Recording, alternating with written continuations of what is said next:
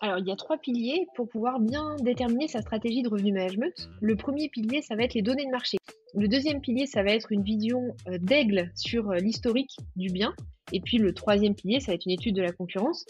Oui, alors si on doit donner une liste pour aider un peu les gens qui nous écoutent, de tous les leviers à piloter pour le revenu management, bah, il y a la tarification qui doit être déclinée par type de période.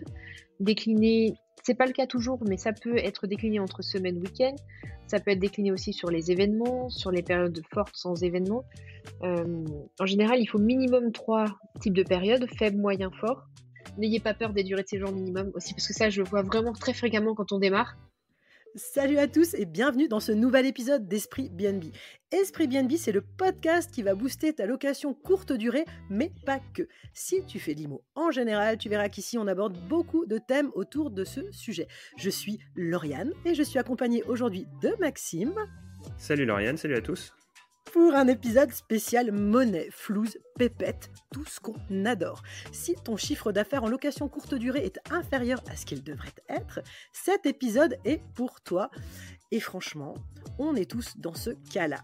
Alors, pour nous épauler à aborder un sujet aussi important, nous avons invité Élise de chez J'affiche complet, une experte en revenu management. Salut Élise. Salut Lauriane, salut Maxime, merci beaucoup pour l'invitation. Avec plaisir. Alors, pour la petite histoire, sur le pourquoi on t'a invité dans ce podcast, il y a quelques temps déjà, j'hésitais à prendre une appli pour gérer totalement les prix de mes nuitées. J'ai entendu parler comme beaucoup de PriceLab, on en entend mais vraiment beaucoup sur tous les réseaux. Ça a l'air pas mal, mais comme je suis une malade du contrôle, bon, pas complètement non plus, hein, mais quand même, j'aime bien maîtriser chaque process de mon entreprise, même si, par la suite, en fait, je vais déléguer. Donc finalement, j'ai fouiné un peu, j'ai pas pris cette appli et par chance, quelqu'un m'a partagé ton bootcamp et je me suis inscrite à ton bootcamp. Sur le revenu management et plus, parce que tu parles de bien plus de choses aussi dedans. Et c'était 4 jours hyper professionnels, enfin 4 jours, c'est sur 4 jours, mais c'est 1 heure à chaque fois, 1 heure et demie même parce que tu débordes, hyper professionnel, hyper concret. Moi, ça me parle. Et puis, en tout cas, Elise, tu as gagné une nouvelle cliente. J'ai pris ta formation, je suis en plein dedans en ce moment. Tiens, d'ailleurs, avant d'oublier, je me dis qu'entre le revenu management et la communication sur les réseaux, qui est mon domaine avec la formation, Follow BNB, eh bien, une location courte durée ne peut que exploser et faire vraiment la différence par rapport à la concurrence. On va pas en parler, tout de suite, hein, mais je pose ça là pour qu'on n'oublie pas d'en parler, avant la fin de cet épisode. Heu, pour commencer cet épisode, Élise, est-ce que tu veux, te présenter pour ceux qui ne te connaissent pas de nos auditeurs? Peut-être nous dire comment tu es arrivée à faire de la conciergerie, à créer J'affiche complet. Bref, tu nous dis tout, puis après on passe à ce que c'est le revenu management. Bah, écoute, avec grand plaisir, pour me présenter en quelques mots, c'est vrai que j'ai un parcours en tant que salariée pendant 12 ans dans le revenu management, dans les grands groupes. J'ai fait ça pour différents types d'entreprises. La dernière entreprise pour laquelle je l'ai fait, c'était Club Med. J'étais en charge de l'équipe, Europe Afrique au Club Med. Donc j'avais un portefeuille de 800 millions d'euros avec une équipe de 15 personnes et je me suis rendu compte en investissant en immobilier qu'en location saisonnière, personne ne partageait le revenu management de façon, simple, que ce soit pas technique, que ce soit des choses qu'on peut mettre en place directement dans son activité de location saisonnière, qu'on soit loueur saisonnier, conciergerie, sous-loueur professionnel, agence IMO, gîte ou maison d'hôte. Et je me suis dit: «Il faut créer quelque chose par rapport à ça» et j'ai créé J'affiche complet qui est, une agence de revenu management dans le domaine de la location saisonnière, un organisme de formation aussi, en revenu management dans le domaine de la location saisonnière. OK. Mais tu avais déjà, des apparts, de la LCD et lancé ta conciergerie avant de faire ça ou? Alors moi, j'ai jamais eu de conciergerie, Ah, j'ai tu vois, été je loueur pensais, il me saisonnier. semblait. Ouais, D'accord, loueur mais j'ai saisonnier, été OK. loueur saisonnier chez moi. C'est-à-dire que je suis tombée un peu dans la marmite de la location saisonnière quand on a acheté notre résidence principale avec mon mari. J'ai acheté un livre qui s'appelle, Adieu patron de Romain Caillé. On est nombreux, je crois, à le le connaître. Ouais. Et quand j'ai fermé ça, je me suis dit: «OK, je veux investir en immobilier, ça y est, j'ai trouvé un truc de fou» et donc j'ai dit à mon mari: «On va mettre, 2 chambres». On avait acheté un appartement avec 3 chambres. Je lui ai dit: «On va mettre, 2 de nos chambres, sur Airbnb». Donc je te laisse imaginer sa tête, Il a dû être ravi, heureux. ouais, c'était, en plus, on allait se marier, on venait de trouver notre nid douillet et tout ça. Bon, bah, l'ambiance, nid douillet, c'était un peu raté, quoi. Mais justement, comme on avait un mariage à financer, ça a été un bon argument pour qu'il accepte et c'est comme ça que je me suis lancée en location saisonnière. Et d'ailleurs, je sais pas si tu veux que je le raconte, mais au début, j'ai fait absolument n'importe quoi. Bah, vas-y, non, non, mais nous on adore les gens qui font n'importe quoi parce qu'on apprend de ça, tu vois? Raconte. Bah, au début, je me suis dit, «Bon, j'ai plein de trucs à apprendre, l'opérationnel, le ménage, le terrain, les annonces, les réponses aux voyageurs. Mais s'il y a bien un truc que je connais, c'est quand même la tarification. Ça fait quand même 12 ans que je fais ça, à ce moment-là. Donc ça va, quoi.» Et ça, c'était, ce que je croyais savoir.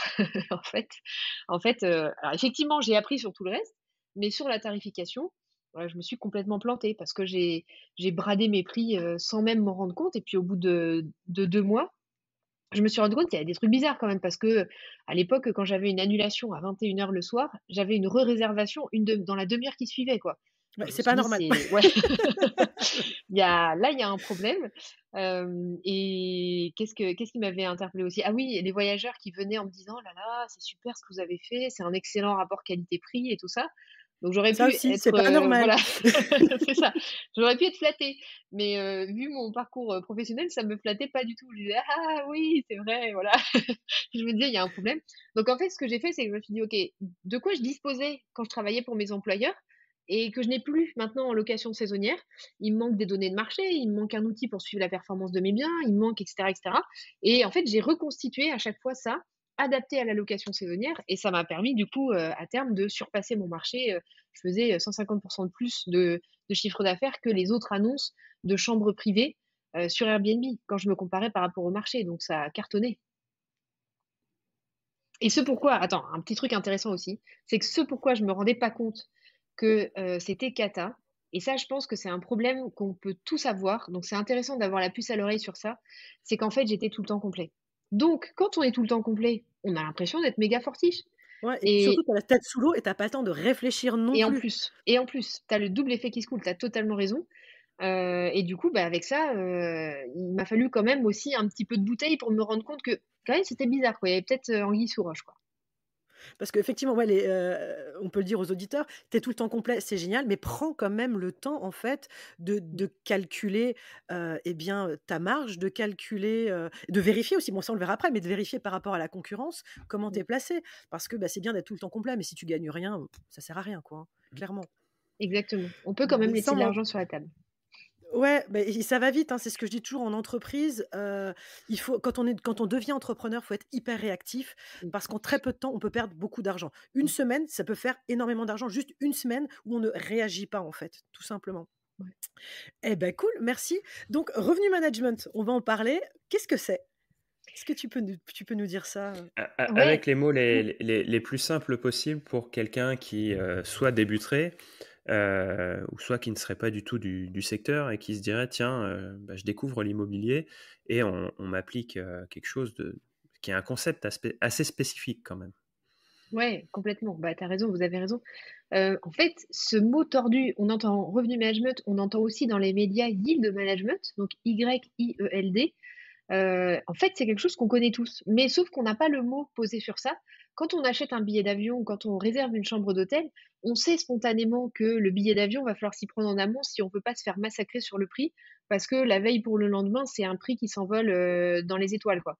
Et ben, derrière ça, derrière cette fluctuation de prix qui va varier en fonction du temps, il y a un métier, il y a des méthodologies qui s'appellent le revenu management ou le yield management. Et donc, ces méthodologies-là, elles vont s'appliquer dans les prestations de services, comme l'aérien, comme l'hôtelier ou comme l'hôtellerie ou la location saisonnière. Et elles vont viser, par une fluctuation des prix, à avoir un chiffre d'affaires le plus haut possible, tout simplement. Ouais, alors, juste moi je viens d'un grand groupe français qui faisait du transport aussi. On parlait, de gestion dynamique, des prix, Ouais. pour parler du yield, management. Je rajouterais aussi un truc, c'est que la gestion, des prix, c'est toujours la rencontre de l'offre et de la demande. Quand on fait, du transport, quand on fait de la location, courte durée, saisonnière ou de l'hôtellerie, on a aussi un produit qui se périme à une date, clé et qu'on pourra jamais compenser. C'est-à-dire qu'une nuit qu'on loue pas, le lendemain, on pourra pas en louer 2. Donc, il y a aussi cette notion-là de mon produit, il avance dans le temps et mes prix doivent bouger aussi en fonction. Et donc, il n'y a pas juste la rencontre de l'offre et de la demande, il y a aussi cette nuit unique qui ne se rattrapera jamais. Et on va avoir besoin d'optimiser tout le temps son prix pour faire le maximum de chiffre d'affaires. Et donc, du coup, c'est cette notion, cette rencontre d'offre et de demande, mais aussi de temps qui passe et qui peut avoir un impact parce que des fois, la demande elle va être forte au début dès qu'on va proposer l'offre, puis se tasser dans le temps. Et puis, des fois, ça va être l'inverse, on ne sait pas pourquoi. Les courbes varient beaucoup en fonction notamment de la saison et des gens qui anticipent ou pas. Et des fois, on a un pic de demande parce que tout le monde pense à anticiper euh, et que par la suite, on se dit, bah non, c'est trop tard pour réserver, et puis ça baisse. Donc, il faut être aussi en capacité d'analyser tout ça pour pouvoir toujours être attractif, parce que l'idée, c'est de se positionner sur un marché où on n'est pas seul finalement. Mmh. Complètement. Alors, sur la partie pricing dynamique, je me permets juste de compléter parce que si d'autres pairs de mon métier nous écoutent, ils vont dire: «Élise, elle aurait dû dire quelque chose à ce moment-là». Il y a une petite nuance entre pricing dynamique et revenu management qui est importante parce qu'en fait, on a souvent tendance à les associer et le revenu management, ça va au-delà du prix.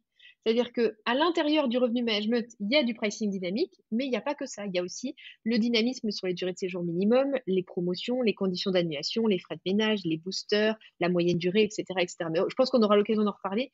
Mais c'est Mm. important aussi de dire que c'est vraiment du 360 sur le pilotage des leviers d'optimisation de l'annonce. Mais tu as totalement raison sur Et tout ça. effectivement, tu vois, tu intègres une dimension que je n'avais pas dans ma vie d'avant.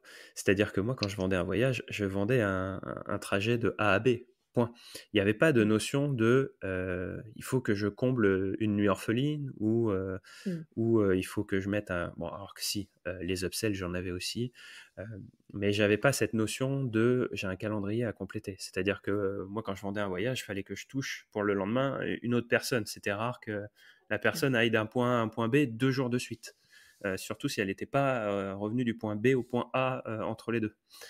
Donc du coup, oui, c'est effectivement une notion qui est très intéressante à intégrer, puisqu'on en parlait l'autre jour dans un épisode qui est paru il n'y a pas longtemps sur les upsells. Et justement, dans les upsells, on intégrait ces nuits orphelines. Comment faire en fonction de promouvoir en fin de séjour, si on a entre deux voyageurs une nuit qui reste, est-ce qu'on va chercher un nouveau voyageur à l'extérieur ou est-ce qu'on propose au voyageur qui est déjà dans le logement de rester une nuit de plus et comment on adapte son prix aussi en fonction. Donc il y a plein de choses à prendre en compte. C'est un sujet qui est passionnant, la gestion des prix, puisque c'est toujours la rencontre de l'offre et de la demande. Hein. Et là, on est sur quelque chose qui n'est pas figé dans le temps, quoi. On est tout le temps à s'adapter. Et du coup, toi, tu conseilles par rapport à ces prix qui varient, euh, toi, tu te bases par rapport à ce qui est fait sur le marché. Comment tu travailles? Alors, il y a 3 piliers pour pouvoir bien déterminer sa stratégie de revenu management. Le premier pilier, ça va être les données de marché. Comme tu le dis à très juste titre, c'est important d'avoir des données de marché. Alors parfois sur ça, ce que vont me dire les gens, c'est, les membres de la communauté J'affiche complet, c'est: «Élise, en fait, mon marché, je le connais. Ça fait 15 ans que je suis loueur saisonnier dans ma ville. Bon, payer pour des infos que j'ai déjà, merci, mais non merci». Le marché, il est pourtant très mouvant et c'est vrai que même si on a 15 ans d'expérience, pour les personnes qui nous écouteraient, c'est toujours intéressant quand même de compléter avec les données de marché parce qu'on va avoir une connaissance de l'écosystème qui est très basée sur le type de bien qu'on a eu, les stratégies qu'on a employées, la localisation aussi de nos biens. Donc c'est intéressant à un moment donné d'avoir un retour beaucoup plus global et se dire: «OK, à l'échelle de la ville, voici les tendances générales, qu'il y a». Donc c'est le premier pilier, les données de marché, être super affûté sur ça. Le deuxième pilier, ça va être une vision d'aigle sur l'historique du bien, être capable justement d'avoir un suivi avec les indicateurs de revenu management qui sont incontournables pour pouvoir à la fois bien analyser le passé et voir tout de suite les risques ou les opportunités sur le futur. Et puis le troisième pilier, ça va être une étude de la concurrence, mais pas une étude de la concurrence comme j'entends parfois, qui consiste à se dire, et je comprends, hein, parce que quand on démarre, ben, on fait avec les moyens du bord, et j'ai des personnes qui me disent, bon, bah moi, je regarde, celle-ci, on me le dit très souvent, je regarde les 3-4 concurrents autour qui ont l'air de faire un peu comme je fais, je regarde le prix qu'ils ont, et puis je me mets sur des prix similaires, quoi. Le Mais problème on de le fait ça, tous c'est que ça, en fait, hein. Au eh, début, on le fait tous, hein. un Alors peu. on élargit un peu, mais après on se dit: «Ouais, mais c'est pas tout à fait le même quartier, puis c'est pas tout à fait si». Donc eux, ils sont attends mais ce qu'on se dit pas, c'est qu'en fait, peut-être qu'ils se sont complètement plantés, ceux C'est qui ça. sont à côté de nous et jamais ça nous percute ça. C'est ça et qu'ils ont fait pareil eux-mêmes. Donc c'est-à-dire que Oui, mais c'est vrai qu'ils ont fait pareil Oui, eux-mêmes. c'est ça. Donc en fait, si le marché est déjà mal positionné, bah, tout le monde s'enlise dans le même, dans le même truc et encore une fois, comme tu dis Lauriane, je comprends vraiment. Quand on démarre, en fait, on fait avec les moyens du bord. Mais c'est ce qui fait la différence entre les méthodologies de revenu management, qu'on a pu acquérir et qui du coup vont vraiment augmenter le chiffre d'affaires et démarrer avec, ces méthodes-là qui sont un peu moyens du bord, quoi. Bah, tu vois, moi, je donne un exemple là sur un des studios que j'ai, à la campagne, en LCD. Alors effectivement, j'ai regardé ce qu'ont fait les autres, mais aussi je me suis dit, déjà ils ont pas calculé leurs coûts avant, c'est pas possible. Ils sont hyper pas chers. Je dis: Mmh. «Moi, je peux pas être pas cher à ce point-là parce que sinon ça sert strictement à rien que je fasse de la LCD, je Mmh. laisse mon studio en meublé, en longue durée, c'est réglé parce que pour, les quelques cacahuètes que j'ai en plus, financièrement, ça sert à rien» et finalement, tu vois, ce studio, au bout d'un an, alors j'ai pas fait de revenu management, je me suis juste dit: «Bah, voilà», alors ça, c'est peut-être aussi j'ai calculé mes coûts, j'ai regardé un petit peu selon les périodes, je me dis: «Janvier, c'est un peu plus calme, donc je mets un peu plus bas». Je sais qu'à Noël, je vais plus avoir, de personnes qui vont arriver, pour voir leur famille, donc je mets un petit peu plus cher. Je sais que, la semaine j'ai vu que j'avais la semaine des commerciaux, le week-end pas, donc j'ai un petit peu adapté mes prix comme ça, mais je suis pas allée plus loin que ça, hein. Ça m'a pris, 1 heure de réflexion, hein.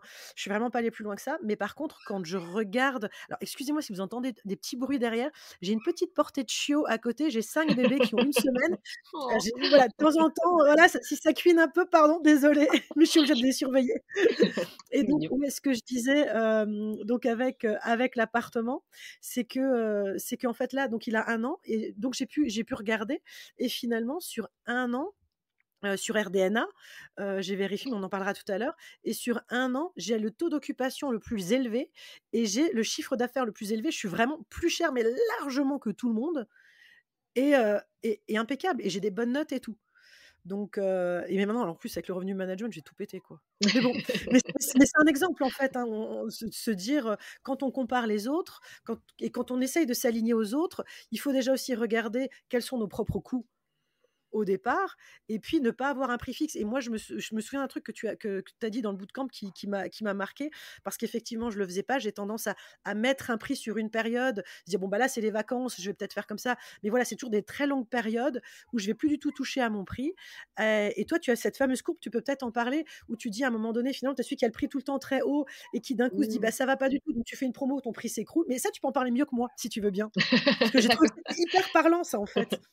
Ouais, bah, c'est la méthode du prix tentative. J'appelle ça la méthode du prix tentative. C'est-à-dire qu'en tant que loueur saisonnier, quand on n'est pas formé aux méthodes de revenu management, on a tendance à se dire: «Faut être ambitieux, faut essayer des prix plus hauts» et cetera.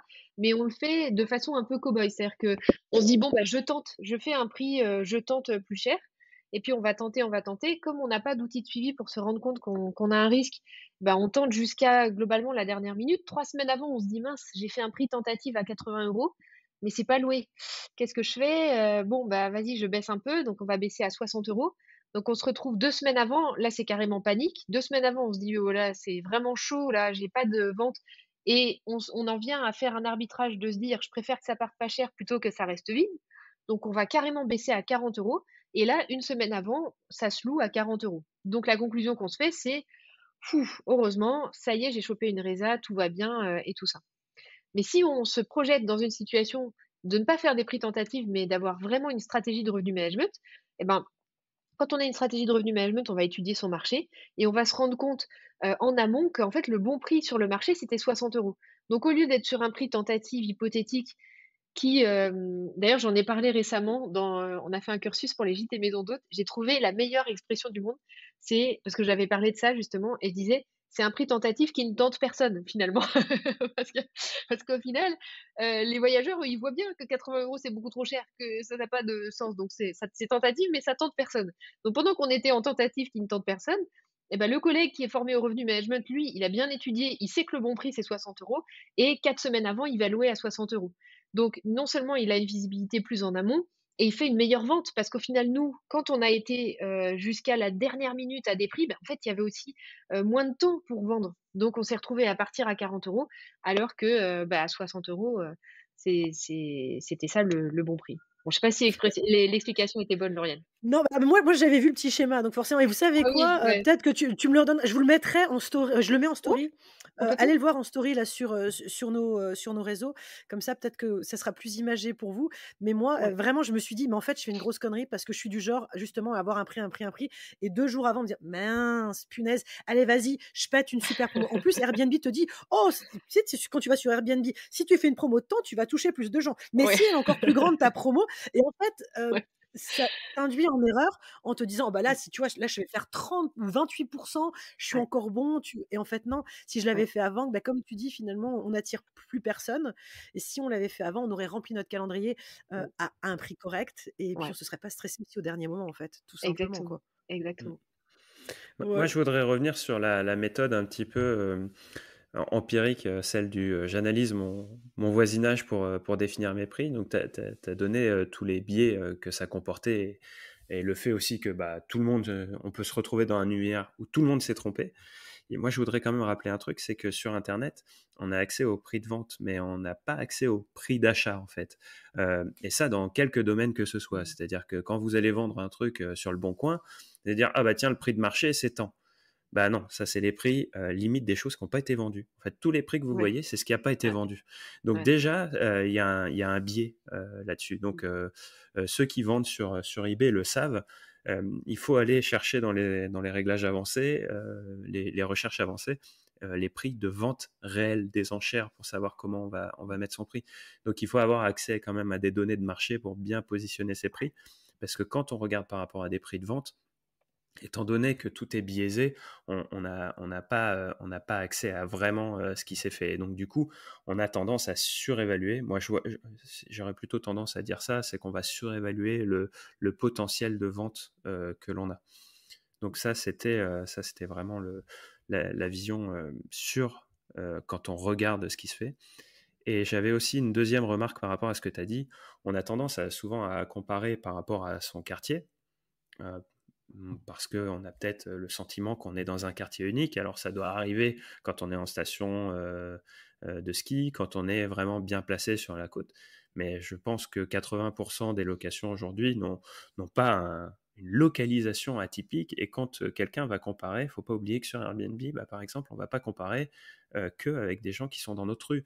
Déjà, on va comparer à l'échelle de la ville, mais on va aussi comparer à l'échelle de la région, voire à l'échelle de la France. Toi, Élise, vu ton passé, tu as dû t'en rendre compte, ça justement, quand tu disais dans ton expérience précédente, mais quand quelqu'un comparait entre deux offres, il s'en fichait finalement de la destination, ce qu'il visait, c'était l'expérience. Si tu dis, je vais partir à la mer, si j'ai une offre à 400 euros la semaine, je sais pas moi, à Royan, et que j'en trouve une à 400 euros à Mimizan, mais qui est mieux, eh ben, je vais aller jusque dans les Landes plutôt que rester en Charente-Maritime. Et en fait, bah, j'ai pas comparé par rapport non plus à ma rue. Et en fait, il y a quand même une intégration qui est un peu plus globale à prendre en compte dans le schéma. Les gens sont en capacité de se déplacer un peu plus loin sur certains types d'expériences.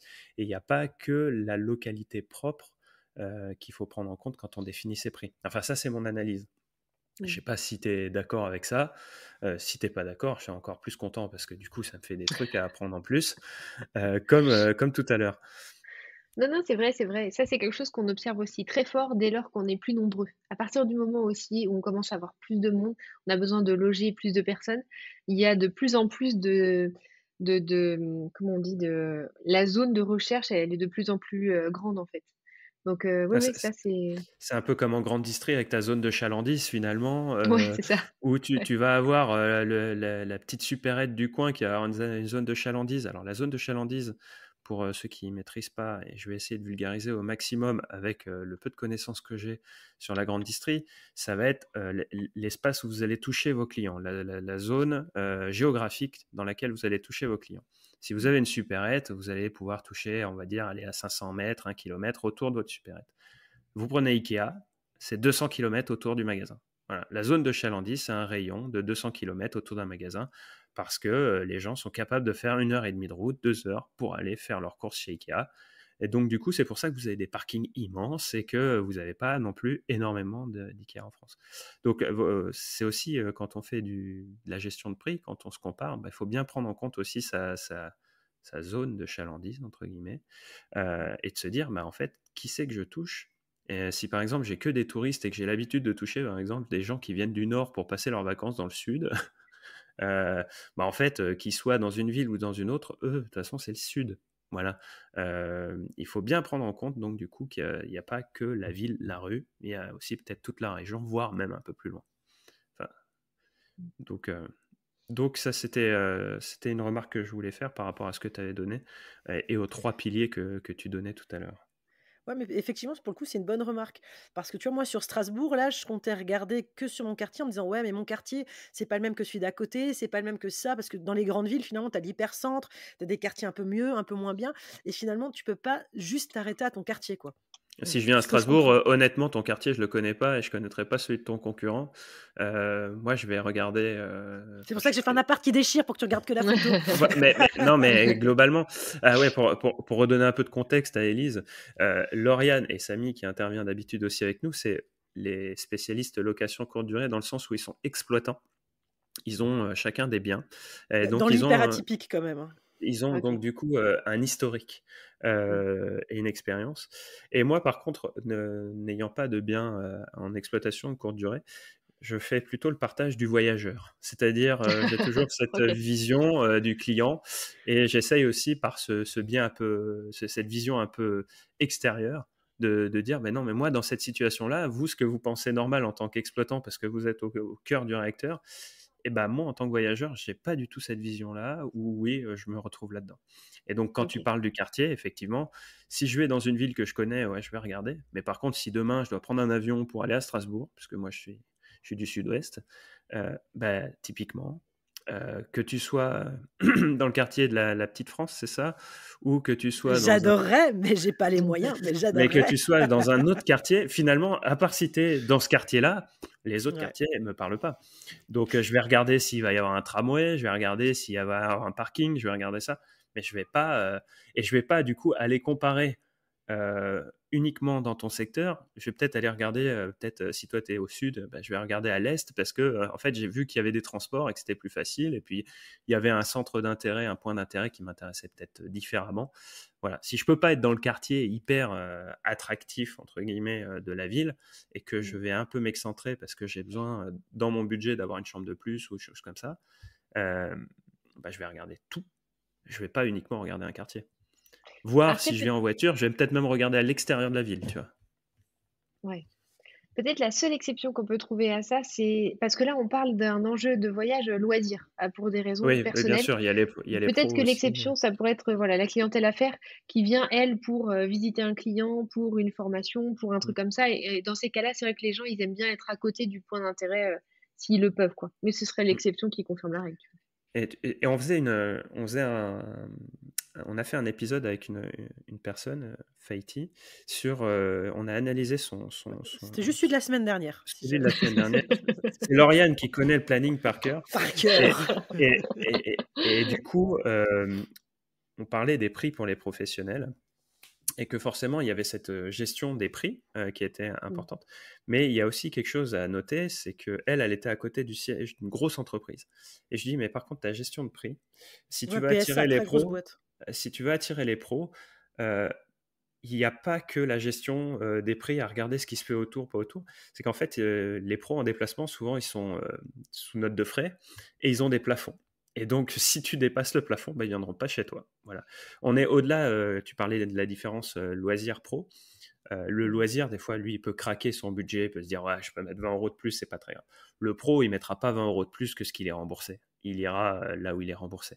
Il va pas mettre de l'argent personnel, ou à de rares exceptions, hein, mais sinon, il va pas mettre de l'argent perso. Donc, si tu dépasses et que tu n'as pas pris en compte ça, notamment si tu es à côté du siège d'une boîte, tu peux te bloquer certains clients.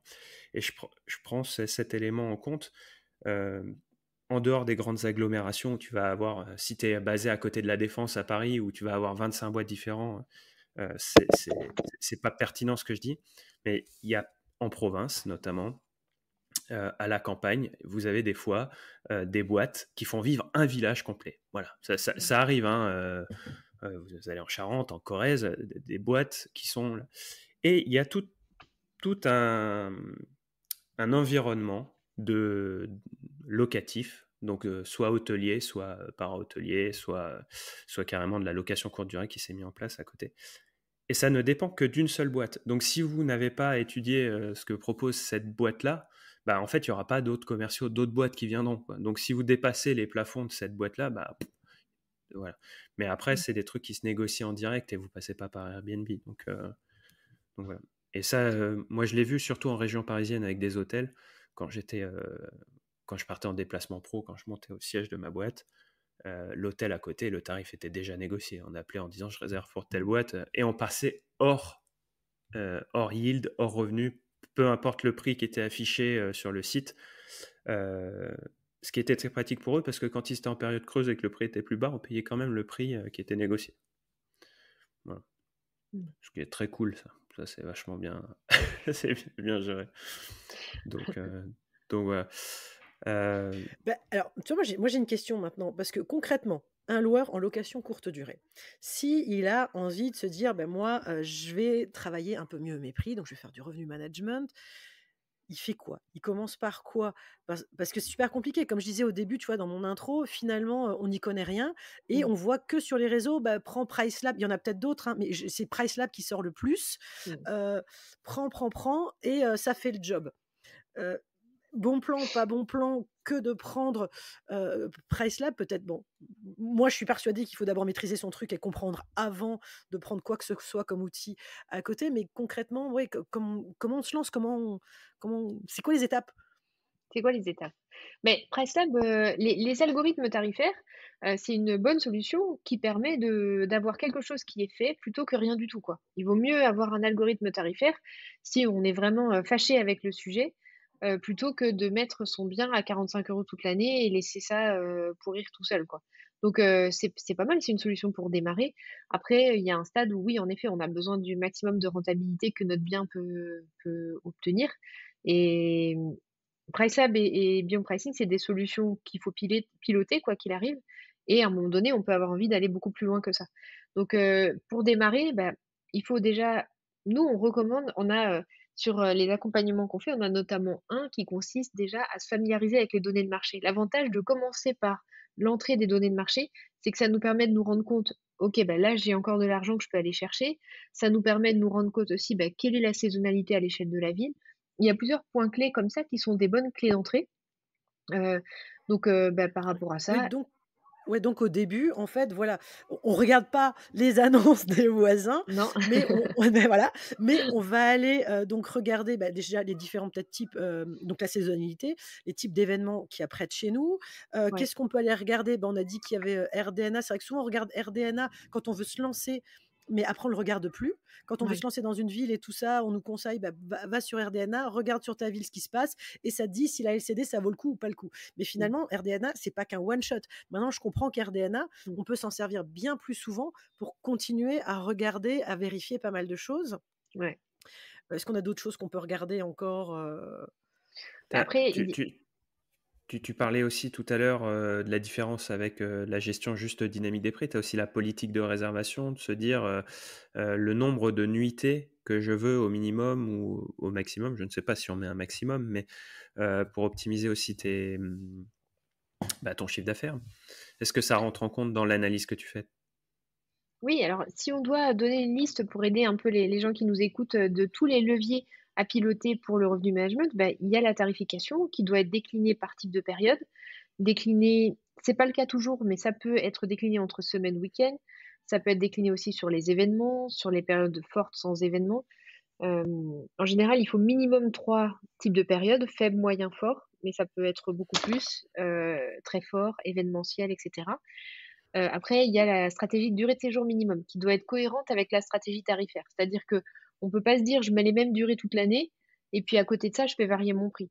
Il faut que quand je suis en période faible, j'ai une stratégie de prix et une stratégie de durée de séjour minimum qui sera différente de mes périodes, à l'autre extrême événementielles, par exemple, sur lesquelles j'aurai un prix différent et peut-être une stratégie de durée de séjour aussi différente.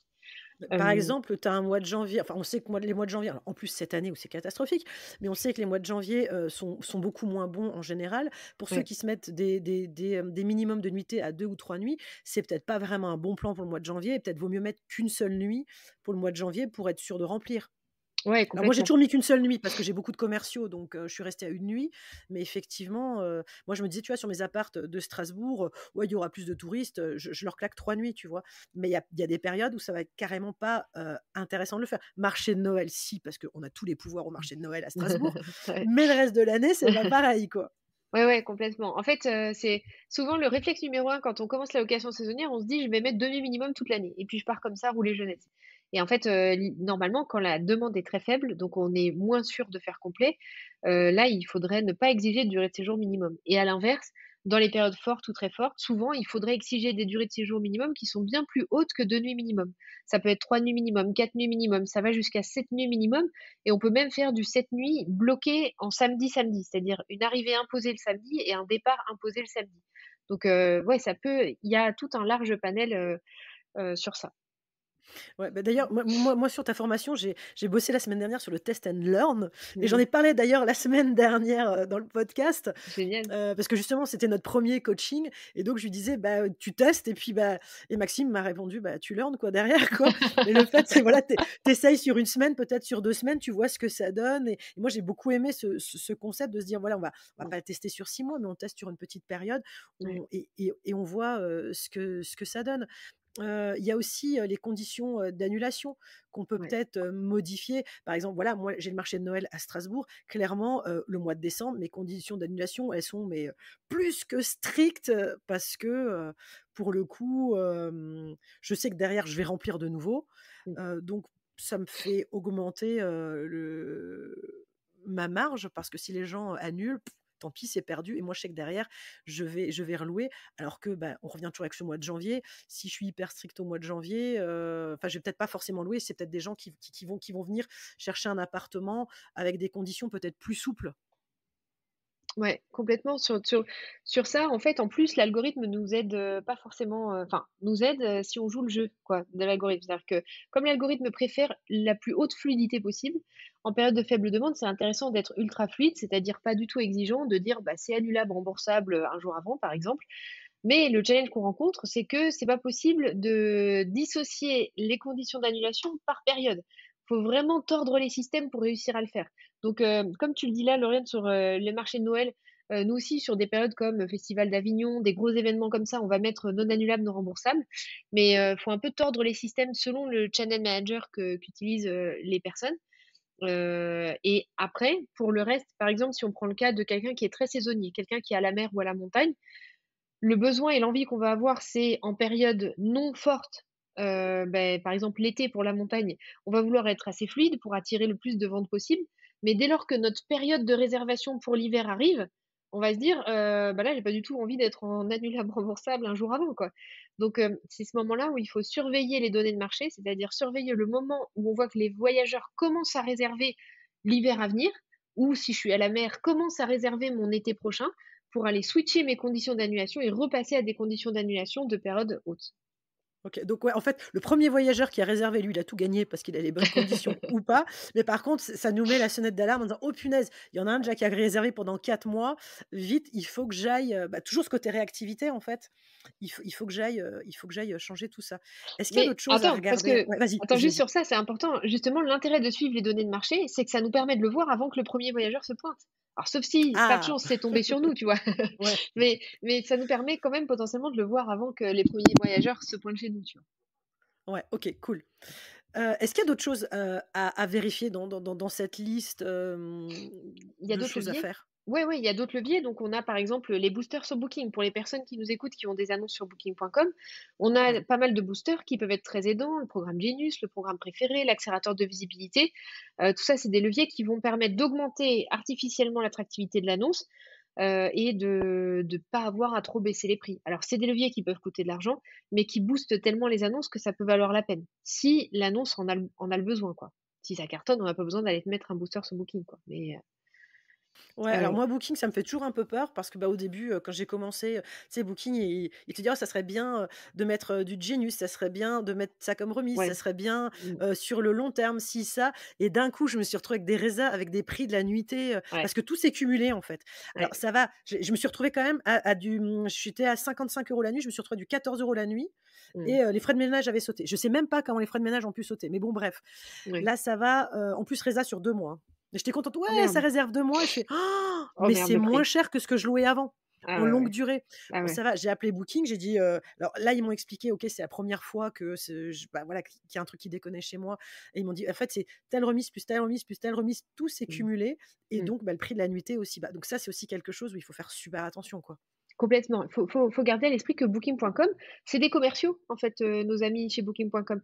Ils ont envie de nous vendre leurs dernières options, leurs derniers machins et nous, ça va nous coûter de l'argent. Donc, en fait, des fois, il y a des personnes qui me disent: «Bah, ouais, mais moi, j'ai envie que mon annonce, elle fonctionne bien, donc j'ai l'impression qu'il faut que j'accepte tout». Non, on peut se rassurer sur ça. On n'est pas obligé de tout accepter et si on refuse plein de choses chez Booking.com, ça ne veut pas dire que notre annonce, elle va tomber dans les limbes, du système, quoi. Il faut que notre annonce, elle soit performante, qu'elle satisfasse les voyageurs et qu'on ait des bonnes notes. Mais si on fait ça et qu'on dit OK à aucun booster booking, ils vont quand même nous, favoriser dans les résultats de recherche parce ils veulent des annonces qui satisfont les voyageurs, que les voyageurs achètent et cetera. Donc sur ça, pas d'inquiétude, on n'est pas obligé de dire oui à tout, et oui, après se former à ces boosters pour pas faire de mauvais cocktails ou aux promotions pour pas faire de mauvais cocktails. Tu as raison, c'est une bonne alerte. Ouais, parce que c'est vrai que pour beaucoup, quand on débute, Airbnb, c'est assez simple. Mmh. Booking, Ouais, c'est quand même super nébuleux. Quand on ouais. débute, et avec toutes ces histoires de promotion, tout ce qui est possible, pas possible et tout, c'est Mmh. assez compliqué. Enfin bon, voilà, moi je l'ai appris. Maintenant, c'est bon, je sais quoi. Mais c'est vrai qu'au début, c'est assez compliqué. Et souvent, les gens commencent éventuellement que par Airbnb et se rendent compte que bah, des fois, bah, ils remplissent pas tant que ça. Et Mmh. donc, rajoutent en deuxième temps Booking. Et là, se font avoir sur des prix ou sur ce genre de choses, quoi. Ouais, Ça, complètement. ça me fait réagir sur un sujet et j'aurais aimé avoir ton avis là-dessus. Tu tords le cou à l'idée que Booking te déréférence si tu prends pas les options parce que de toute façon leur modèle économique il est sur de la commission sur des ventes. Donc plus ils ont d'offres et meilleures sont les offres, plus ils vendent et donc mieux ils gagnent leur vie. Donc c'est pas uniquement sur les ventes additionnelles, sur les options qu'ils proposent. Ça me permet de rebondir aussi sur cette idée que quand tu es sur Airbnb, si tu te mets aussi sur Booking, Airbnb te référence moins bien. On Mmh. l'entend très très souvent. Moi, je voudrais avoir ton avis sur ce sujet-là. Ouais, non, c'est correct ça. C'est vrai qu'on l'a observé sur plein d'annonces, c'est vraiment correct. Maintenant, on recommande quand on pose la question, on recommande quand même de d'ailleurs, c'est très assumé en plus, hein, le pire parce que enfin le pire, le ou justement, c'est peut-être bien de l'assumer très fort, mais en fait, quand on va dans l'extranet Airbnb, si Airbnb avec son petit robot traque le fait qu'on est moins cher sur booking.com pour la même annonce que sur Airbnb, ils nous mettent un petit système d'alerte et nous disent: «Voilà, il y a des disparités de prix». Eux, ils partent du postulat qu'il devrait être moins cher sur Airbnb que sur Booking.com parce que les commissions sont pas les mêmes. Donc c'est très assumé ce comparatif qu'ils vont faire eux-mêmes proactivement entre Booking et eux-mêmes et par contre, quand on nous demande: «Bah, ouais, mais aujourd'hui j'ai que Airbnb, si je mets Booking.com, je vais perdre dans les résultats de recherche, qu'est-ce que je fais? Est-ce que c'est pas, pire que mieux, quoi?» Mais nous, ce qu'on observe, c'est qu'en fait aujourd'hui, ce sera peut-être différent dans 2 ans, hein, mais aujourd'hui Booking.com a quand même pris énormément de parts de marché à Airbnb, en tout cas en Europe.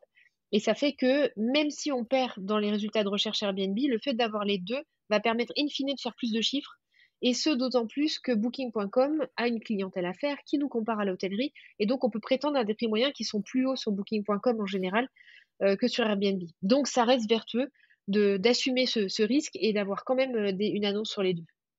Ouais, mais moi, tu vois, c'est ce que j'avais fait. Pour le coup, moi, sur cet appart-là, que j'ai en exemple, c'était mon appart crash test, mon petit studio. Mais en attendant, c'est vrai que, je l'avais d'abord mis sur Airbnb et j'avais pas tant de réservations que ça. Je suis allée sur Booking, mais quand j'ai vu, toutes les contraintes, sur Booking et les choses qui sont moins sympas parce que pour le coup, tu pas AirCover, donc l'assurance, que tu as chez Airbnb. Il y a les clients, tu peux pas les noter, tu peux pas trop vérifier qui vient chez toi et tout ça, je m'étais dit: «Bon OK, je prends Booking, mais je mets Booking plus cher parce que je préfère que les gens Mmh. réservent sur Airbnb en espérant que s'ils comparent, ils viennent réserver sur Airbnb et pas sur Booking», tu vois? Moi, c'était plutôt comme ça que je l'avais pensé à l'époque et puis finalement, ça me complète bien, d'autant plus alors bien que toi dans la formation, mais j'allais dire d'autant plus que, souvent chez Booking, comme beaucoup sont ou Genius ou tu vois, il peut y avoir des remises, Mmh. donc de toute façon, même si le prix est plus haut, ils vont quand même, payer un peu plus bas quoi, un Ouais. peu moins cher. Mais, bien aussi, ça je l'ai entendu de chez toi, faire bien attention. C'est pas parce que tu décides de faire une remise Genius que d'office tu montes, je crois que c'est 10 de Genius, d'office que tu Ah montes ouais, ton prix ouais, de 10. C'est c'est peut-être ça. pas hyper malin de le faire. Ouais, ouais, c'est ça, exactement. Ça, c'est un faux ami aussi.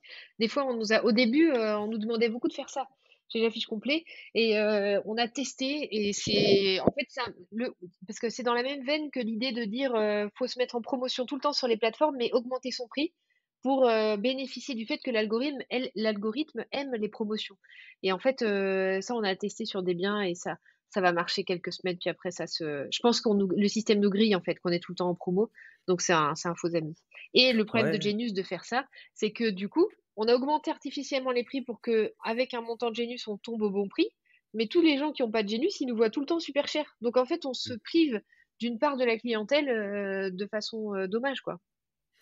ouais, et ça me permet de, par rapport à ce que tu dis, moi je rebondis sur ça, par rapport à la promotion, dans les règles, une promotion c'est temporaire, c'est limité dans le temps. Donc Ouais, je sais pas dans quel cadre on peut se faire taper sur les doigts quand on fait de la ouais, location courte durée, mais moi j'ai toujours cette vision-là de ne pas attirer comment dire, de ne pas se mettre dans le viseur d'un contrôle pour une bêtise, pour gratter 5 balles sur une nuit. Ce mmh, serait dommage de se prendre un contrôle DGCCRF pour mmh, faire une promo toute l'année alors que ça n'est pas justifié. Quand on fait une promo, qu'on veut gagner quelque chose, une promotion, ça doit être vraiment intéressant. Si c'est un truc qui est toute l'année, c'est que c'est votre prix qui est mal calibré, quoi. Enfin, moi, c'est ma vision. ouais, Et c'est ce qui semblait transparaître dans ce que tu disais par rapport à j'augmente pour être au bon prix. Ouais, voilà, mmh, ce serait dommage de prendre un contrôle de la DGCRF pour ça, quoi. Euh, donc c'est dommage. Par contre, là où j'ai une question à te poser, et ça va dans le sens aussi sur Airbnb, Booking, le coupage des deux, on a l'habitude, nous, avec Macomimo, de proposer également des sites de réservation en direct. ouais, Euh, un des freins qu'on nous oppose souvent, c'est oui, mais ça va me freiner sur Airbnb ou ça va me pénaliser sur Booking. Et nous, on est plus à dire, vous avez un canal de vente supplémentaire qui en plus est totalement, euh, qui vous appartient totalement, c'est-à-dire que vous avez toute la latitude de faire ce que vous voulez, contrairement à ce que vous avez sur les plateformes où vous êtes quand même régi par des règles qui ne sont pas propres à vous. Euh, Est-ce que toi, tu te dirais plus, bah non, ça me déréférence, enfin, je suis moins bien référencé sur les sites, j'y vois plus d'inconvénients que d'avantages. Nous, on dit que vaut mieux s'ouvrir à un nouveau canal, fidéliser un maximum sa clientèle, euh, couper la poire en deux au niveau des commissions, comme ça on propose un prix qui est attractif pour tout le monde et on optimise sa rentabilité. Et qu'est-ce que je voulais rajouter d'autre? C'était vraiment se constituer sa base de données client, ne pas la ouais, laisser dans les mains d'un opérateur tiers qui est mmh, aussi gentil qu'il soit, gagne sa vie grâce à la base de données client que vous lui constituez. ouais. Je vois pas trop comment est-ce que ça pourrait entraver la performance sur Airbnb Booking d'avoir son site direct? Non, pour moi, c'est vraiment une excellente idée d'avoir son site direct. Après, c'est vrai que ça donne aussi une responsabilité. Moi, c'est ce que je dis Mm. aussi aux acteurs de la location saisonnière. C'est-à-dire que d'un coup, en fait, Airbnb et Booking.com deviennent des commerciaux qui travaillent, pour, promouvoir, l'annonce et c'est aussi de notre responsabilité après, par la qualité de l'expérience, parce qu'on en a parlé au voyageur pendant son voyage, pour un prochain voyage, lui donner envie de revenir sur notre site direct aussi, quoi et Tout ça, c'est le travail de la communication, ça, après. c'est ça. Après, il y a plein de moyens, mais on a une chance quand on fait de la location courte durée, c'est qu'on vend un produit, un service qui est physique. Donc, vous passez par une plateforme Ouais, dématérialisée, mais après, le voyageur, il vient chez vous. c'est ça. Alors, j'entends tous ceux qui proposent d'automatiser à 100% leur activité et limite, ça les fait chier d'être en contact avec les voyageurs, hein, des choses comme ça. Mais le voyageur, il vient chez vous. C'est dommage de ne pas trouver un moyen de le capter au moment où il est chez vous. Euh, c'est quand même un métier d'humain, l'hébergement, hein. On répond à un besoin primaire qui est celui de dormir. Après, il y a tout ce qui est expérience autour. Mais s'il n'y avait pas ce besoin primaire de dormir, les gens, ils iraient vivre leur expérience pendant une semaine à la plage et ils iraient à la plage, au resto, mais ils iraient plus dormir chez vous. Enfin, Mm. c'est bête à dire, mais aujourd'hui, on prend un hébergement principalement, c'est pour dormir. Euh, Ouais. donc, faut profiter encore de ce côté physique pour maximiser son business. Moi, c'est comme ça que je le vois. Et Mm. c'est dommage de se priver d'un canal supplémentaire, même si dans l'idée, si dans le fantasme, il pouvait y avoir une pénalité sur Airbnb ou Booking. euh, Moi, je pense qu'il y a un risque majeur que de laisser toute sa base de données clients dans les mains d'une plateforme. Mm. euh, Ouais. c'est que c'est eux qui ont les cartes et les règles Mm. du jeu. Et si demain, Mm. ils décident que les studios, ça les intéresse plus parce que c'est pas rentable, Mm. Mm. euh, ben c'est Bah, ils fini. Si augmentent vous avez leur un com aussi. studio, Tiens, j'augmente ma com. T'as rien à j'augmente ma dire. com, c'est Ouais, fini. Tu perds complètement. Moi, j'ai travaillé sur une Mm. marketplace pour un grand site de e-commerce français. Quand c'est passé de 10 à 14% la com, et que j'ai appelé pour dire bah, je vous préviens, ça augmente, c'est que 4%. Enfin, dans les faits, c'est pas que 4%. Et bah, les gens ils disaient bah, moi j'en avais qui disaient bah, très bien, je ferme de toute façon parce que en fait, vous faisiez 5 ou 10 ou 15% de mon chiffre d'affaires. Et aujourd'hui, bah, je peux pas me permettre, vu les marges que je fais, de perdre ça.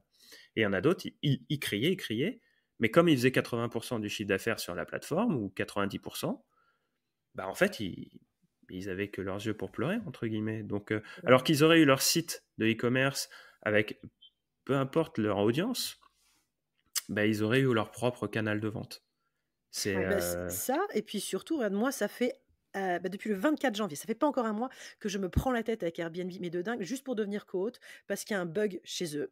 Alors, ils Mm. me disent tout fonctionne bien chez vous, c'est bon. Il y a un bug chez eux, donc ça fait quand même depuis le 24, on vous renvoie à l'équipe technique. Ah, bah finalement, c'est chez les ingénieurs.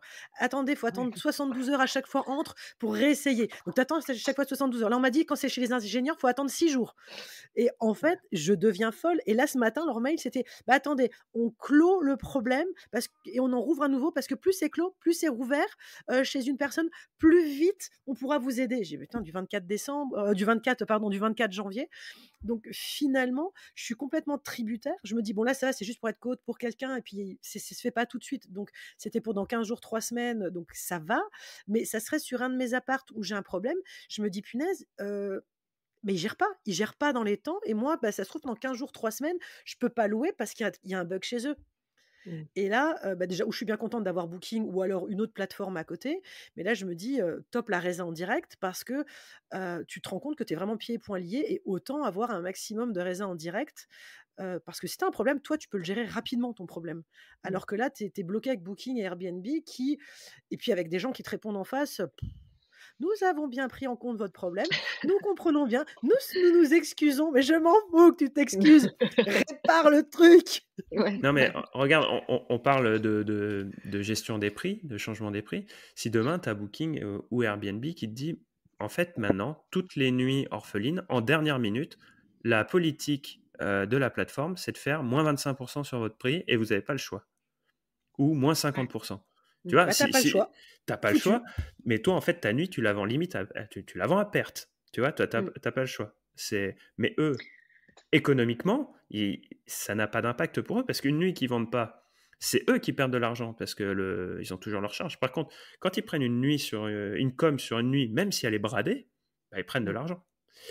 Ils n'ont Mais pas la charge de la nuitée. Donc, ils pourraient très bien imposer demain une politique tarifaire qui encadre le yield management et à leurs conditions. Et ça, c'est déjà le cas, hein. Peu de gens le savent ou s'en rendent compte, mais en fait, quand on commence sur Airbnb, on nous donne un choix. On nous dit, est-ce que tu veux que ton annonce, elle soit à 3% ou à 15%? Et donc 15%, c'est l'autre qui prend en charge l'ensemble de la commission, et 3%, l'autre, il prend en charge que 3%, et le reste sera appliqué sur le voyageur. Et peu de gens savent qu'en fait, ce montant appliqué sur le voyageur, Airbnb, ils sont très très flous sur ça. Et donc nous, on a remarqué que les montants sont pas toujours les mêmes, et que des fois, ça augmente. Donc en fait, le loueur saisonnier, il se rend pas compte qu'il a plus le contrôle de son prix. Donc lui, il va faire son prix, il va se dire OK, je suis bien positionné, etc. Et puis il y a des moments où en fait ça varie et on pourrait ne plus être compétitif là où on s'était, en tout cas ne plus être là où on s'est positionné, parce que de son côté, la part voyageur, Airbnb a totalement la main dessus et nous, on le sait pas, mais on devient plus cher artificiellement. Ouais, bah, c'est ce que donc pour le coup, le conseil, c'est vraiment de prendre l'option 2, se dire que OK parce que souvent, il y en a qui Ah veulent oui, pas le faire. oui. Alors moi, je l'ai Ah fait parce oui, que j'ai oui. l'habitude d'avoir des entreprises et en disant: «Moins le client voit, mieux c'est». Ouais, mais j'ai ça tu ne sais pas, ça fait 20 ans que j'ai des entreprises dans différents domaines, donc moins le client voit, qu'il doit payer des taxes, des Et machins, des ça, c'est trucs, ça. Exactement, mieux exactement. c'est. Ouais. Donc moi, je l'ai pris à ma charge, mais beaucoup se disent: «Oh non, non, non, non, moi Ça va je être veux pas trop le prendre cher. à ma charge». Mais pour le Ouais. coup, je savais pas que pour le coup, Airbnb derrière pouvait faire fluctuer ce Mmh. pourcentage et alors là, c'est Ouais. pas bon du tout, Non. effectivement. Mmh. Ouais, c'est pas bon du tout et surtout qu'on peut prendre en charge dans la tarification le fait qu'après on a 15 qui s'appliquent. Donc virtuellement pour l'autre, ça coûte pas grand-chose et ça favorise l'annonce aussi parce que l'algorithme préfère les annonces à 15. Ça aussi, Ah cool, ça je les savais gens ne pas savent ça. pas forcément. Je savais pas non plus. Les Donc annonces, ouais, vraiment, il faut mettre 15. les annonces 15% pour l'hôte et qui est transparent C'est pour le ça, voyageur. Voilà, c'est D'accord. ça, ouais c'est ça. Ouais. et sur ce que tu dis, Lauriane, en effet, on a remarqué aussi dans des tests, alors ça, c'est pas on Élise Ripoche, j'affiche complet, c'est on, sur les études, sur le prix, que moins, en fait, il y a de lignes et plus ça augmente la conversion. Donc Mmh. ça a été étudié, c'est prouvé. Mais après c'est tout bête, mais c'est dans tout, hein, c'est moins, le consommateur a à réfléchir, moins il a à se poser de questions, Mmh. C'est ça. mieux c'est. Il faut C'est C'est pas ça. ça, qu'il y ait faut de lui doute. tout lui faciliter. Ouais, c'est Bah, ça. c'est ce Voilà. que je disais sur le grain de sable, pour ceux qui nous Mmh. écoutent et qui ont l'habitude de voir d'écouter les différents épisodes, le moindre grain de sable qui intervient dans le parcours, client, dans le parcours voyageur, c'est autant de moments où il va s'échapper de ce parcours et on sait que de toute façon, le client, heu, dans l'esprit humain, quand on est dans un acte d'achat, le 1er réflexe, c'est de se barrer de cet acte d'achat. Donc en fait, le moindre grain de sable, c'est un prétexte pour se Mmh. sortir Et encore de plus ce sur truc. internet où les gens ont peur de se faire arnaquer toutes les 5 minutes, hein. Ouais, ouais. Voilà. Donc du Clairement, coup, encore il faut toujours rassurer. C'est pour ça que sur les sites internet, vous verrez toujours des FAQ, pour que les questions soient pour répondre aux questions. Vous verrez toujours, beaucoup d'éléments pour rassurer le client, pour dire ça c'est un site sécurisé, ça c'est différents éléments pour justement éviter les grains de sable. Et bon, si on peut quand même souligner une qualité d'Airbnb, c'est que ça, ils le font très très bien, contrairement à Booking Oui. qui, je trouve, est beaucoup moins optimisé. ah non, ils savent pas faire Booking, hein. Non, mais même pour le parcours voyageur. Ah Euh, non, mais c'est clair, ils savent pas faire, hein. Moi, tu vois, cet été, c'est la première fois que je voyage. Alors, je le dis toujours, je suis la plus mauvaise des clientes parce que ça fait des années que je voyage en home exchange, donc l'échange de maisons gratuit et de points et tout ça, alors que moi, je loue mes apparts. Et cet été, ben voilà, j'ai loué des Airbnb. Je me suis dit, tiens, je vais regarder sur Booking. Le parcours est tellement chiant sur Booking. Tu as tellement de Mmh. possibilités de prix, de machin, de trucs. J'ai laissé tomber. Ça m'a gonflé. Il y avait trop Ouais. d'infos, trop. Donc, je suis plus, tu vois, cliente Airbnb finalement. Tu vois, ils m'ont simplifié le parcours. mm. Écoute, j'en reviens au revenu management. Donc, on a listé un petit peu tout ce qu'on pouvait regarder. Finalement, on fait ça tous les combien de temps? Alors pour un loueur qui est formé, qui a un ou 2 biens, nous on dit que c'est environ, 20-25-30 minutes maximum par semaine. Ça peut clairement se faire quand on est formé et qu'on a les outils, ça peut clairement se faire le dimanche matin sur sa terrasse avec un petit café, juste mettre à jour ses chiffres, regarder les alerteurs et puis après, mettre en place les actions. Mais, nous on Ah bah, tu fournit vois, des je faisais le boîtes à parallèle avec outils. la com, c'est exactement comme la com. Donc, vous Ah ouais? prenez 30 minutes pour le revenu management le dimanche matin, 30 minutes pour la com sur vos réseaux sociaux, vous allez tout péter. OK, C'est c'est bon. ça. Ça, c'est pas mal et oui, donc toutes les semaines, une trentaine de minutes. Ouais, non, Ouais, c'est bien, ça prend pas ouais. trop de temps. Ah oui, effectivement, Non, au début, il faut se former, il faut comprendre le truc, c'est comme tout et ouais, puis après, ça devient un automatisme et c'est ça. ah non, c'est bien. Et du coup, bah, ça me permet d'ouvrir, parce que bon, je te remercie de participer à cet épisode. Euh, Vous, avec J'affiche complet, c'est quoi votre accompagnement? C'est quoi que vous proposez pour comprendre justement le revenu management, pour être en maîtrise? C'est quoi en fait le pourquoi auquel vous répondez? Le pourquoi, souvent, c'est une douleur liée au chiffre d'affaires trop bas. C'est-à-dire que les personnes qui viennent nous voir, en général, se disent, bah, soit vraiment le chiffre d'affaires, ça va pas, faut qu'on trouve une solution, soit j'ai l'impression que j'en ai encore sous le coude, soit une autre douleur, ça peut être quand on gère des biens pour autrui, donc en tant qu'agence IMO, conciergerie, bah, de se dire là, en fait, j'ai des propriétaires qui sont pas contents, donc il faut que j'arrive à trouver une solution parce que en fait, ils me disent que je fais du pas bon boulot, du mauvais travail. Donc Oui. c'est ça ce sur quoi on aide et on a 2 formats, soit se former, donc c'est la solution la plus économique de se former, d'acquérir ces méthodologies et d'être capable de les mettre en place pour soi-même, sur toutes les années à venir. Bah, Ou se former, c'est chouette quand tu es pas dans l'urgence. Après, ouais, c'est parce que ouais, tu as le temps. Tu vois? Moi, c'est ce que j'ai pris. J'ai pris la formation, je ouais, suis pas dans l'urgence, mes LCD, elles fonctionnent bien. ouais, Mais voilà, moi, je suis du genre à me dire: «J'en ai encore sous le pied, là, je suis pas allé assez loin et ouais, il faut aller gratter tout ce que je peux gratter». Si déjà tu fais quelque chose non, mais c'est comme voilà, tout business, si déjà tu t'es levé le matin pour bosser et faire un truc, tu ouais, y vas à fond, quoi. ouais, Et on en revient à notre épisode, se professionnalise-toi ou meurs en Airbnb, mais c'est exactement ça, quoi. C'est va le plus loin ouais, possible dans ton business. Mmh. Oui, c'est oui, clair. parce qu'il Et faut si on n'a pas le avoir, temps, il faut avoir cette vision-là, parce que alors, le premier épisode de ce podcast, c'est effectivement, comme le dit Lauriane, c'est Professionnaliste au Homer. Si vous ne il a l'avez pas tout pété. écouté, écoutez-le. Mais c'est vrai qu'aujourd'hui, nous, on préconise, hein, très fortement, que, que les gens qui font de la location courte durée, le temps des personnes qui accueillent, comme tu disais, dans une chambre particulière, ou qui font ça en mode amateur, pour nous, c'est révolu. C'est Oui, fini. Et ces ah oui. personnes-là qui Mmh. continuent, malgré tout, comme on les voit sur les réseaux sociaux, sur les groupes Facebook notamment, euh, c'est plus possible. C'est des gens qui vont s'empoisonner la vie, qui ne vont Ouais, plus réussir. Et la gestion du prix fait partie de cette professionnalisation. Il y a énormément d'éléments à professionnaliser en location courte durée, mais ceux qui voient ça juste comme j'allais dire un side business. Pour moi, c'est presque un passage obligatoire, la gestion de ton prix, C'est quoi. un vrai side business dans le sens où c'est pas du tricot que tu fais le soir devant la télé, quoi. C'est un side business dans le sens vrai business où tu vas devoir aussi avoir des outils, payer pour des outils, avoir une vraie routine, parce que si tu veux maximiser la rentabilité tant qu'il y en a, parce que comme tout business, ça peut être cyclique et un jour, ça pourra peut-être s'essouffler, il faut professionnaliser tout ce qu'il est possible de professionnaliser et d'optimiser chaque point sur lesquels on peut gagner de l'argent. Effectivement. Et alors donc Élise, quand on n'a pas le temps, vous avez un autre truc, tu vois? Je oui. t'appelle, je te dis: «Je suis complètement dans la merde, j'ai pas de temps, j'ai déconné avec mes prix, ça va pas, je suis pris au coup, au secours».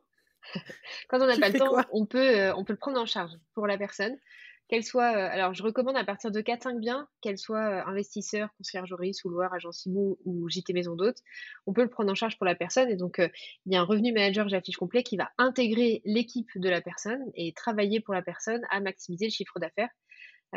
Et on fait ça et c'est vrai que, cette partie de la professionnalisation, moi j'observe aussi beaucoup de personnes avec qui on échange sur leurs projets, qui essaient de négocier avec la ligne quoi, et pour moi la meilleure métaphore, c'est de dire on peut pas ouvrir une boulangerie avec son four ménager à la maison quoi. Donc à un moment donné, si on veut avoir une activité professionnelle, il faut être équipé comme un pro et là où je rejoins aussi, dans ce que tu disais Maxime, c'est que ouais, les intentions de se lancer en courte durée, comme ça un peu par-dessus la jambe, en fait, ça tient très peu de temps finalement. Alors, le monde de l'entrepreneuriat est suffisamment dur. Alors est-ce que c'est une bonne ou une mauvaise nouvelle? J'en sais rien, mais en tout cas, il est suffisamment dur pour en fait, faire en sorte que si on n'est pas suffisamment professionnalisé, ça dure pas longtemps parce qu'en fait, on gagne pas suffisamment d'argent. Finalement, ça tient pas le coup, vaut mieux le mettre en longue durée et puis boum, on s'en va du marché, quoi.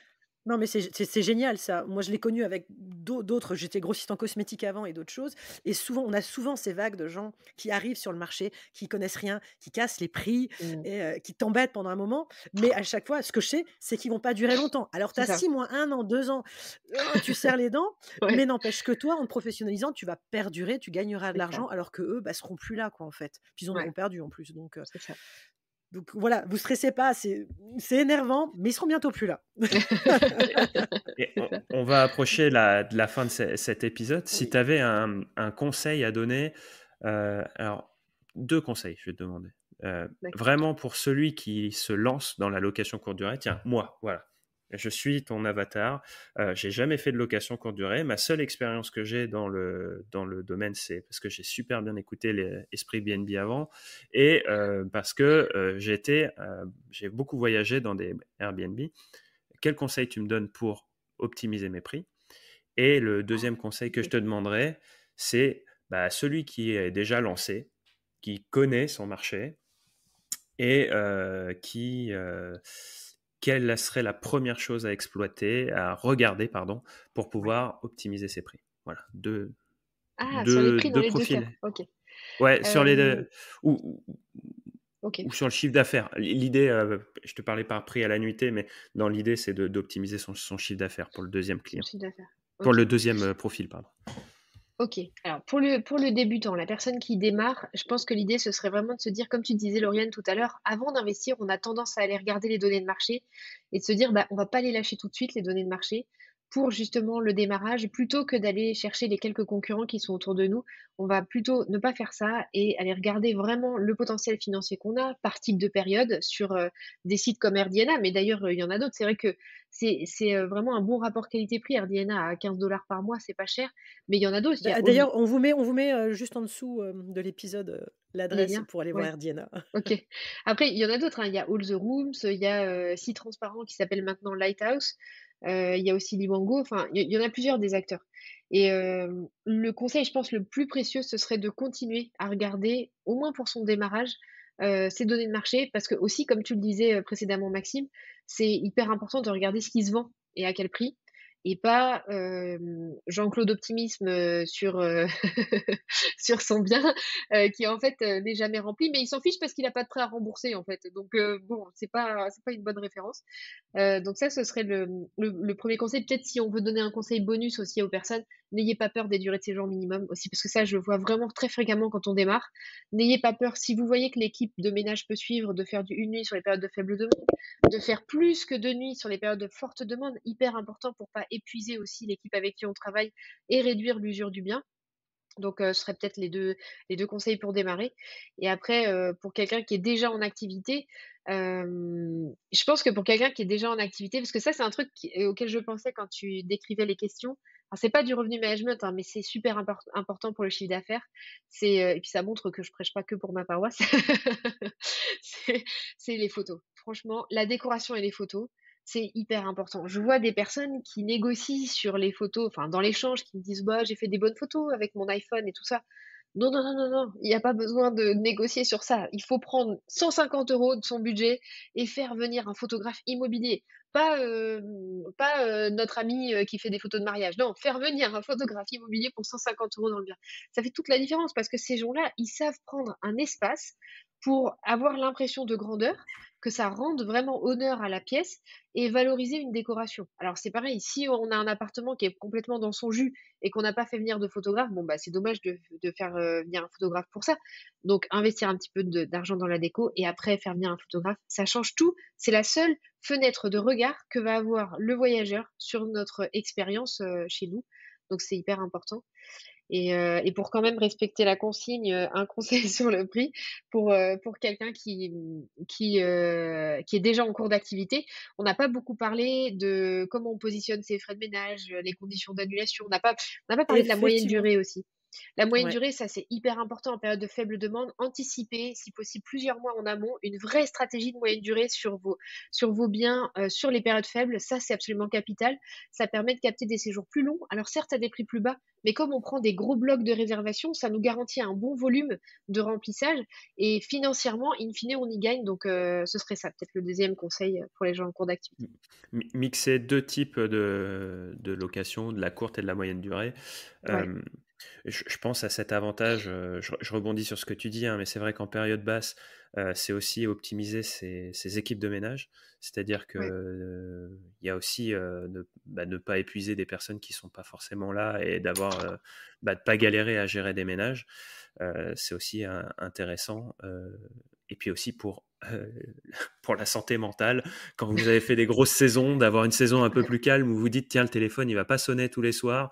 ouais, C'est aussi bien de se préserver et de se mettre des séances un peu plus cool, ouais. des saisons un peu plus cool pour après être vraiment d'attaque quand on va avoir les clients pour une nuit. Non, non, mais tu vois, Mmh. moi, j'y pense plutôt avec un esprit. Je suis pas un grand sportif, hein, même si à l'écran, je pourrais le faire croire. Euh, mais c'est de se dire que les périodes de repos, c'est aussi essentiel Ouais. quand on veut performer.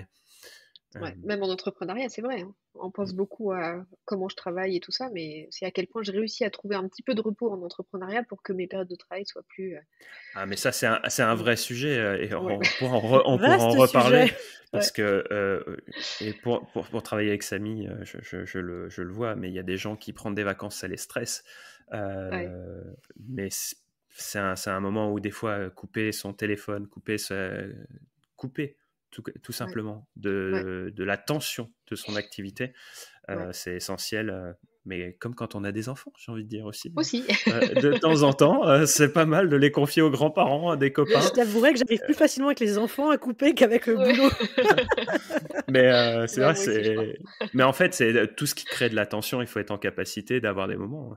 Bon, on dérive un peu, mais c'est. De toute façon, on va avoir un épisode sur la liberté.